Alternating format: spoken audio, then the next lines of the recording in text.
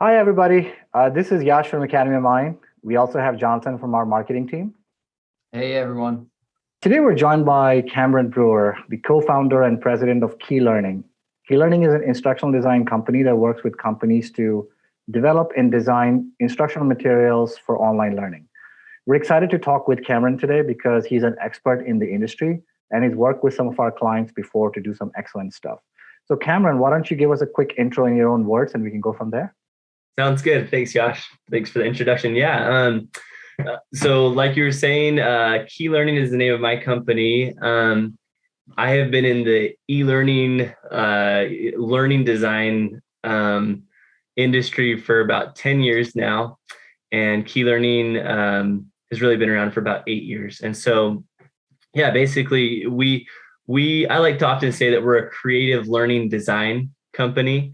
We help people create learning experiences, both e-learning and live instructor-led and virtual instructor-led training, and really anything digital media on top of that. And we have other different solutions and things, but just to kind of piggyback off of what you were saying there. But yeah, been around for a little while and love the industry and happy to be here. Yeah, no, I appreciate that. So why don't we start with instructional design, the definition, like what does actually instructional design mean, especially to you, based on all your sort of experience, and how does it actually contribute to ultimately creating, learning materials? Yeah, great question. So what I often like to tell people and our clients especially, it's sort of a big ocean out there of like this whole industry, right? It's a big space. People call things differently and they kind of do things differently in the industry. And so I like to separate instructional design from, say, like e-learning or like presentation design. I like to think of instructional design, like our instructional designers, I really like to think of them as like architects, right? So if you were to build a home, you don't just start building the walls and painting things, right? You first come up with that sort of plan. And an instructional designer works with the client to sort of come up with that blueprint. So they will first you talk about the goals or the need that you're first having, like what behavior do you want to change in a person? Or what is it that you want a learner to walk away knowing or being able to do? And then you sort of work backwards from that and you structure training and learning based around that key question, like why are they doing this? Like the why and what do they need to do? But when you talk about instructional design, think of them as like the architects. They're the ones who are either content mapping things to determine the flow of how training is going to be given. What digestible pieces of material can we feed to the learner to get them to be like healthy or just to learn what to do? And so they'll work with a subject matter expert to sort of architect the training. So it's content creation. It's determining what is the best modality. Like, is this going to be given? Is it e-learning or is it virtual instructor-led? Or is it an instructor-led training? And then going down and drilling down deeper into the specifics. If it's e-learning, for example, if it's a self-paced e-learning module, right, instructional designer will write a script. They'll come up with some on-screen reference imagery, on-screen text, and marry that with a script if it's sort of asynchronous, self-running presentation style e-learning. Or, they're going to come up with some great interactions and a learning journey and architect that down to the details. So there's sort of a high-level content mapping phase. And then once you know what deliverables you need to produce, then it's like more detailed, we need to develop this 10-minute e-module and here's what it's going to say and here's what it's going to do and here's how it's going to be presented and given. So I like to think of them as architects. Sure. That's a very interesting analogy, but I mean, it's very eye-opening, honestly. And I guess it is very structural and design focused, which I think is probably not something everyone thinks about when they first reach out to you. So we have our own insights, of course, as an LMS company, but are there some frequently asked questions or, things that you commonly hear from people that reach out to you? Yeah, absolutely. A lot of times, most of the time our clients we sort of have two main people that reach out to us. Maybe three. One very common scenario is, hey, our company's growing and I've been assigned to create some automated training, right? So, or a training program because now we're sort of at scale and we need to start training our people. So like my boss came to me and said, I need to develop this training, do it. And they know nothing about the whole industry of like instructional design and e-learning development or, training design development, learning development, right? So that's one scenario is people are just like, yeah, I got assigned to like do this. And then they go out and they start researching it. And once again, it's a big ocean out there and they're kind of like, okay, wrapping their head around what it is, right? And so when they come to us, and we've distinguished for them, like, yeah, instructional design is like this part of it, but then you have the whole development side, which is after it's architected, the building part of it, that's a different thing, right? Like e-learning development is different than just instructional design. And so when they hear that, it's almost like a breath of fresh air for them. They're like, oh, okay, there's like this architecting instructional design phase. And then there's like the graphic design, the digital media injection piece, the presentation design, that's sort of the development phase. And so when they do that, they're like, oh, okay, so there's multiple pieces to this, but it helps distinguish that process for them. So that's music to their ears a lot of times once we kind of distinguish between the two, because now they kind of know what would fall into those two buckets, instructional design, architecting, e-learning development, or presentation design. Presentation design is sort of like development phase. So that really helps them just kind of like know how to go about the process and finding the key stakeholders to help them in that part. Yeah, I Sure. think that's definitely, interesting because obviously e-learning in general is a very, it's a very generic concept, right? It could be e-learning of different types. So I was just curious, what are some of the differences that you see when you're creating content for, say, professional training? Typically, like most of our customers are like into professional training areas like healthcare or, safety, those types of areas where we see a lot of instructional design, a lot of SCORM courses, stuff like that being created. But, what are some of the things that you see different between, say, a professional training versus academia or educational, institution if you do work with them? Yeah, absolutely. One of the big things is like a business, right? A business would oftentimes they would be more concerned about like branding things specifically for them. So like if it's Nike or, Google, they kind of want things that are like branded for them. And there's an added need to do like really nice graphic design or marry, like branding and style guides and stuff like that to like the design. And then obviously it's very thought out a lot of times, like it's very much so more detailed, where perhaps in academia or schools, it's, teachers and they may be speaking to a PowerPoint and it's more virtual instructor led and it's a little bit more loose. It's a little bit more nimble. So maybe they need like a facilitator guide or like a participant guide. And maybe they'll work on the content side of that, like what should be there. Or we can help them with that. We've done that oftentimes too, both from the content architecting side or instructional design side and the graphic design side. But usually with academia and stuff like that, certainly K through 12, they're not as concerned about the production value. Yeah, that's probably the biggest difference. But even still, they're like, we've done like some college university courses that certainly have a high production value, but you don't see that as much with business. With business, it's usually always a pretty good production value, meaning like a standard of quality for graphic design and the look and the feel. But that's probably the biggest difference between those two.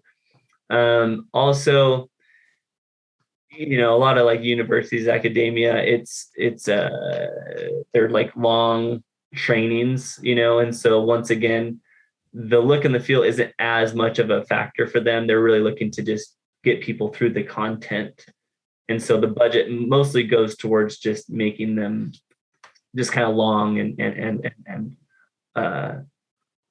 factoring that in, I guess, just the, a semester worth of stuff or whatever, right? Like it's not just a 2-hour training or something. It's maybe a couple weeks. Right. So, yeah. Sure.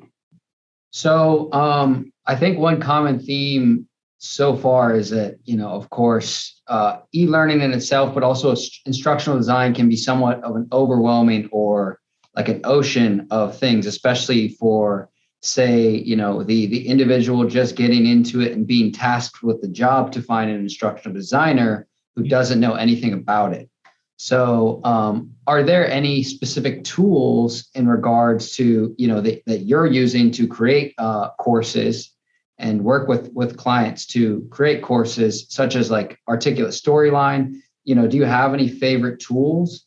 Yeah. And then is there any times that, I guess you would use other tools based on what's required or certain preferences in whether that's e-learning or whatever you're creating the content for? Yeah, great question. So yeah, certainly there's all sorts of authoring tools out there. Articulate Storyline for e-learning is definitely the big player.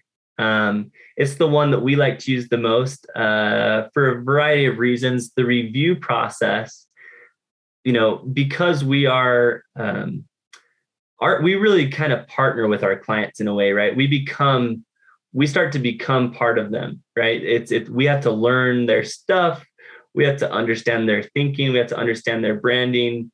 We have to understand, their process and then certainly whatever it is that they're training on. And so Sure. I'm very like married to them, right?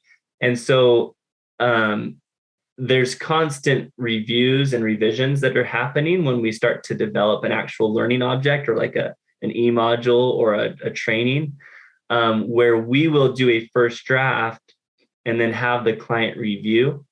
And then once they review, they may wordsmith or they may, give a comment and say, hey, there's a knowledge gap here.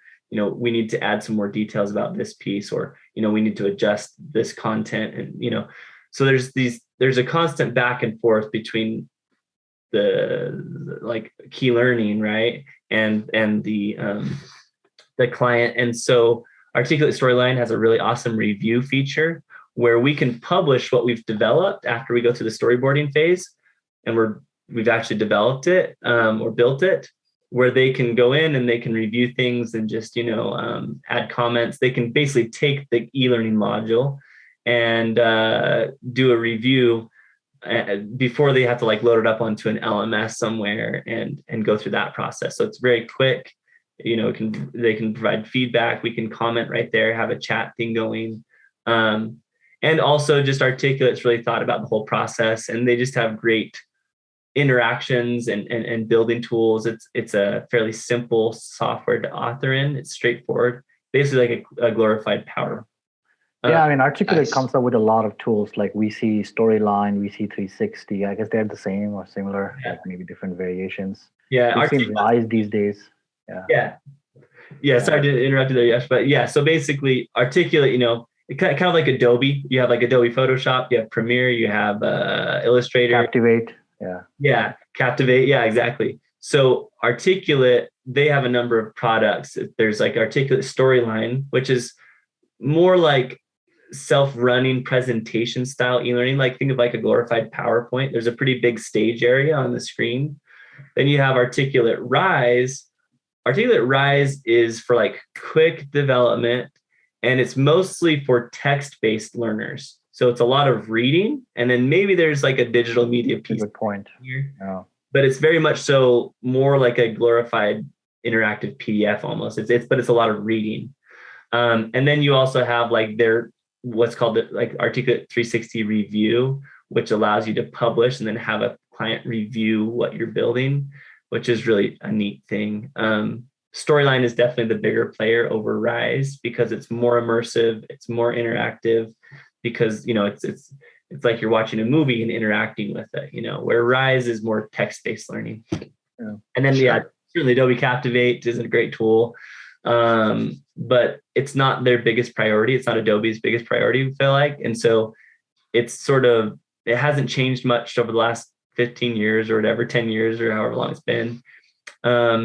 It's kind of not as intuitive to build in. Once you know how to do it, it's not bad, but it's certainly more archaic. And then there's a big one called iSpring, which is a plugin within PowerPoint. That's how Articulate actually started. Articulate used to be called Articulate Presenter, and it was a plugin in PowerPoint.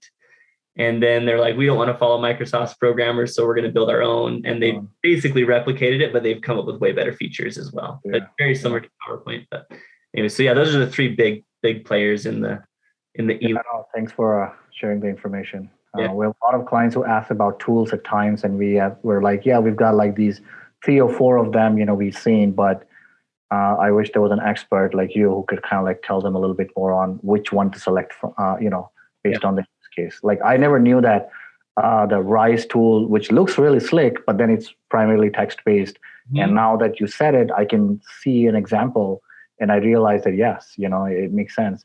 Mm-hmm. So yeah, very interesting points. Thanks for sharing that. Cool.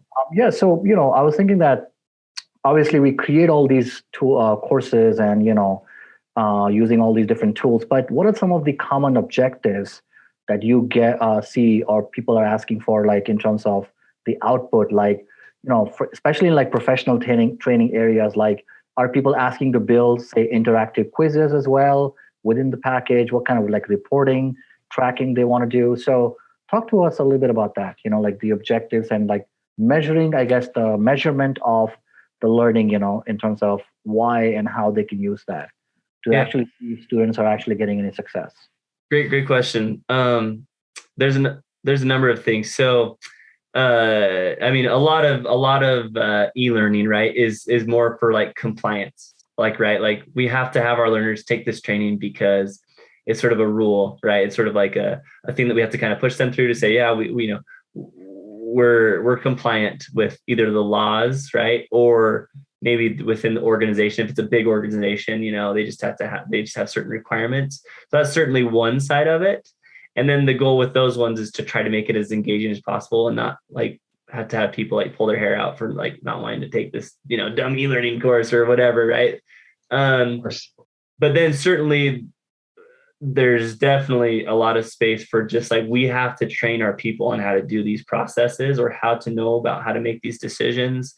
And so yeah, to your question about like reporting and things like that, for the longest time with e-learning and having, these e-learning courses that are packaged up, typically published to like SCORM, SCORM 1.2 or SCORM 2004, or, Tin Can, XAPI, all these different ways that you can sort of publish out to where an LMS can communicate with the course that was built, right?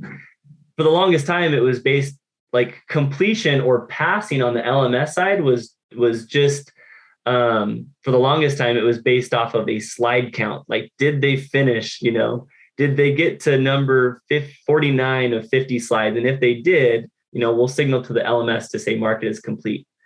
But then it slowly progressed. Like, okay, now, it's like, did they get 80% on a quiz? And now the completion is based off of a score in a results slide. But now you can do a little bit more creative things like, if they selected this button or if they pressed this thing, mark that as complete. Or if they got to this point in a timeline, mark it as complete. And it's not necessarily based off a slide count. Or did they press this button? Like, I certify that I've taken this course. And when they click that, they're sort of giving their own self a completion, or, I understand this material, and it's sort of based off of an honor thing of, I've taken this and I know. So there's a number of ways to do that as far as completion and tracking. And then certainly our clients are always looking for like the most detailed reporting. Ideally, completion or like seeing, who from their cohort or their group passed and completed the SCORM package. But ideally, and there's a big world out there of like opportunity for, something that we haven't seen in a lot of LMSs is to look at more of like a confidence scale. Like how we know that you passed the SCORM package, okay, but how confident are you? And somehow measuring confidence on a scale, either from like 0 to 10 or something, like that would be very valuable to really know for a supervisor or a manager, the level that this person really gets it, And so I'm waiting for Articulate or somebody to come up with some sort of a way to communicate to an LMS that this person is a 5 out of a 10 or here, or like it's more of like a confidence scale and not just incomplete, complete, or pass, fail, right? But yeah, most of the time it's just pass, fail, or complete or incomplete. Did they pass the e-learning or did they take it? And people can go through and they can click through the whole thing and guess a million times until they get it, but that doesn't really serve the purpose. And that's why I say a confidence scale is really the best indication. And that's really not, there's not like a magic tool out there yet that really does that well. There's certain ways you can kind of go about doing it, but it's not the best. Sure. Yeah, it's interesting you brought up, how reporting and features of e-learning has sort of advanced over time, and the capabilities are just really impressive, to be honest. I guess regarding professional training, we've talked about SCORM, we've talked about authoring tools, and how they play a part in, creating courses in instructional design. So I'm curious, how many, for your customers, are most of them using an LMS and they're asking for help with, SCORM packages, or do you still have some customers where you're actually, designing a PowerPoint for them or doing some, I don't know, print something in like, is any of that stuff still relevant? We see both ways, really. Oftentimes what happens is, with a lot of businesses, most of the time they already have an LMS, right? And they're like, hey, we need these SCORM things built. That certainly is the case many of the times.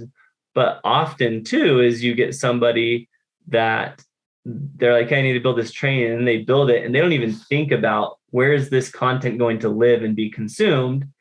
And that's the LMS world, right? And so they haven't gotten there. And sometimes like we've just made it part of our process to always bring that up with them. Like, hey, if you've budgeted, have you budgeted for the LMS side too? Because, if we build all this stuff for you, you need a place for this to be consumed and be taken by learners and a portal somewhere. You need this place to, you're going to need this content to live somewhere. Of course. So that often happens where they go, oh, thanks for bringing that up. I didn't even consider that because it's a big ocean out there. They don't know, they have to have their handheld a lot of times. And so, rightfully so. I mean, it's a unique industry. And so, yeah, I would say both ways. But oftentimes though, too, is we caution people because there's LMSs where you can author tools inside of the LMS, but then they're married to that. Their content is married to that LMS, which for an LMS company, it's good, right? Typically it's because like, you'll have your people stay with you maybe that way.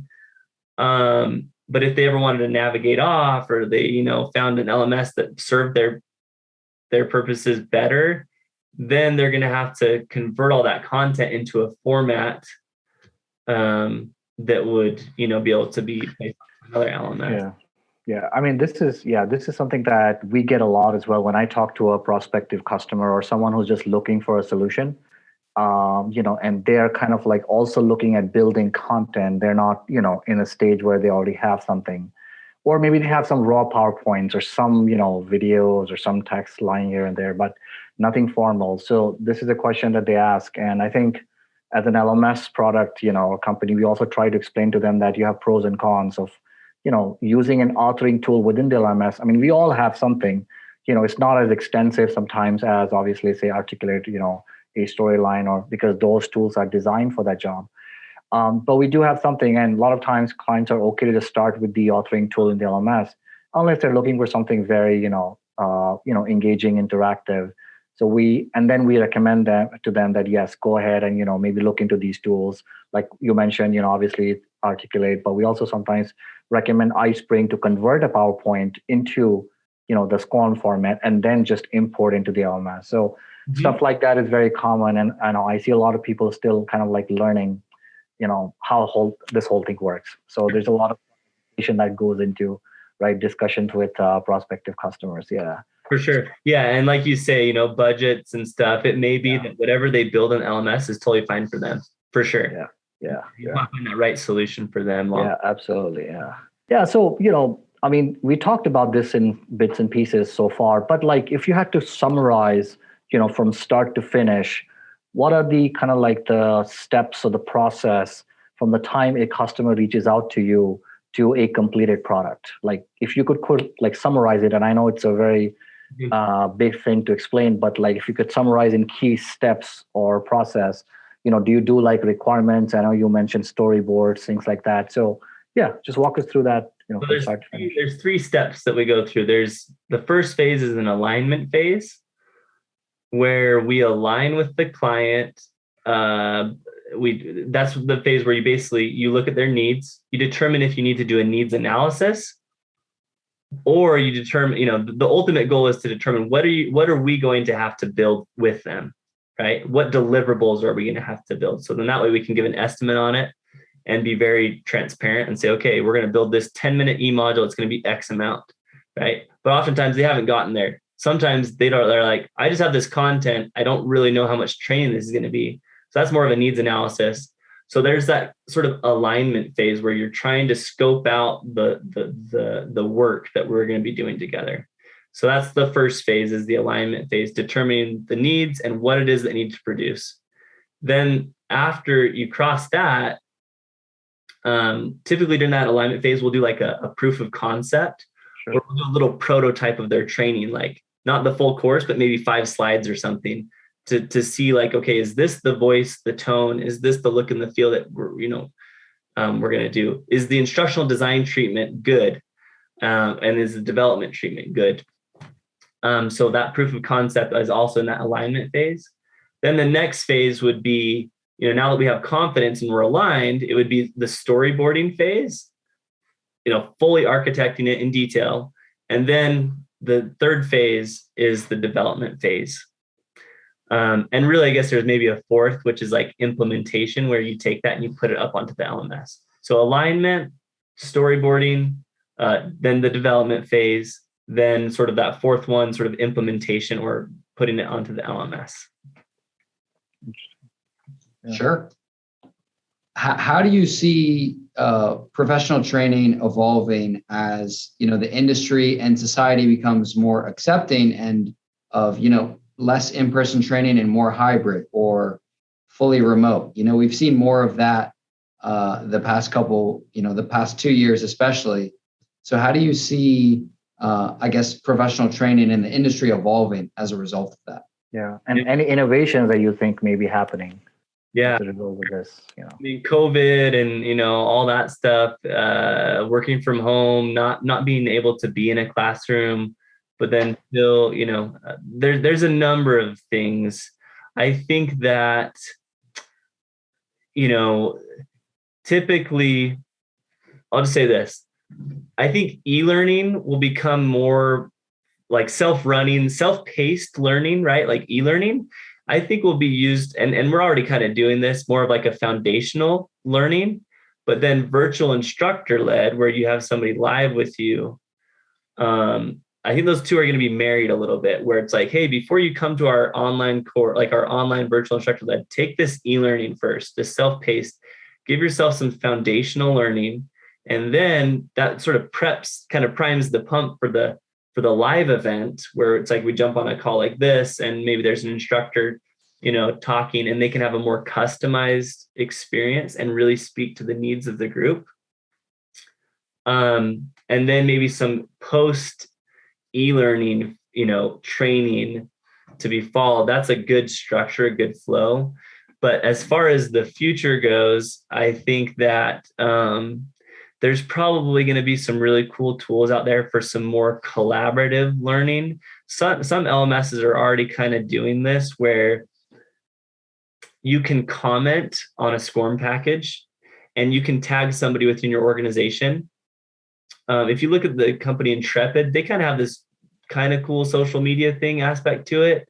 I think it could be way better because they don't really do SCORM and stuff like that, but sort of a collaborative learning environment where you can still take self-paced learning, but then you can also marry that to your organization and have your people comment on those things and, talk about things. So like, you could post a question that says like, I still don't get this, from this e-learning, Tim, do you think you could like expound?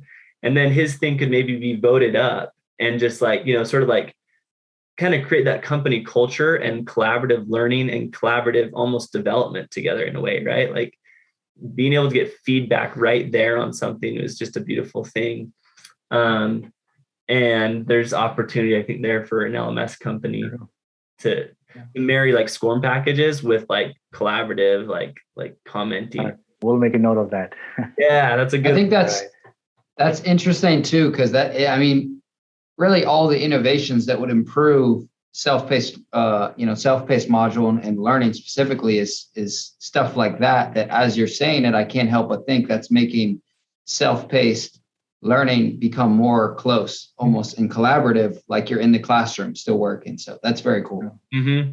Yeah, for sure. Awesome. Pairing those two is, I think, going to become more common and more seamless, Yep. Yeah, no, Camron, we really appreciate your time so far. I think we had a great session. And, again, on behalf of our entire team, I appreciate the expertise that you shared with us today. I think this discussion is going to really help, other companies to make better decisions into how to actually build a training program, hopefully from, e-learning, instructional design, whatever, all those things combined. So again, thank you so much for your time. And, for those who want to know or learn more about what Camron does, Camron, your website is KeyLearning.com. Yeah. All right. We'll have it in the description as well, and we'll share some more credits at the end. Thank you so much, Camron, for your time. Thanks for the time, guys. Appreciate it. Yeah. Thanks, Camron.